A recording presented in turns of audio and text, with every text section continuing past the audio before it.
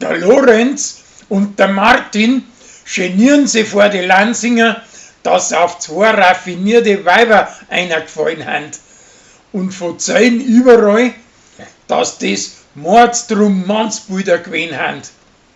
Der Mike kriegt den Schwindel mit, aber er hält dicht.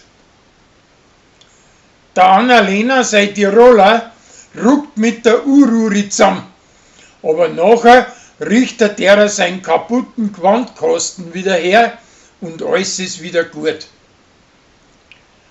Ein Gregor, sein preisischer Stiefsohn, möchte einen Führerschein machen, dass er bei der Sarah bessere Chancen hat. Und sein Stiefvater zahlt ihm das und möchte ihm auch selben Vorstunden geben. Aber der Bub stellt sich recht blöd an dabei. Nachher geht ihm der Chris Vorstunden, aber den sein blödes Gerät taugt ihm nicht.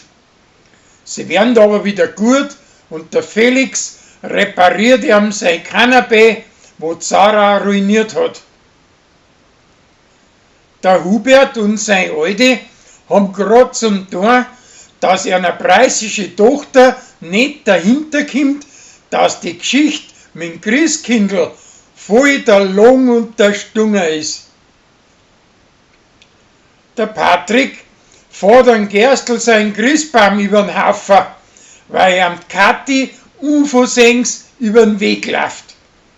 Wie es nachher an Holztaus einen neuen Baum für ihn holt, bleiben sie mit dem Karren liegen und müssen in der Kälte auf den Benedikt warten und über den kommen sie wieder zusammen.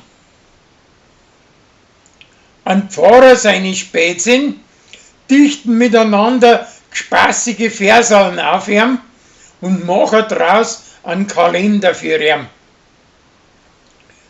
Der Mike und sein Bub müssen kein Weihnachten nicht feiern, sondern bloß saufen und Film anschauen.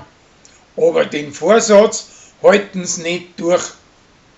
Schließlich singen alle Lansinger nach der Mitten vor der Kirche am Pfarrer sein Lieblingslied O du Fröhliche.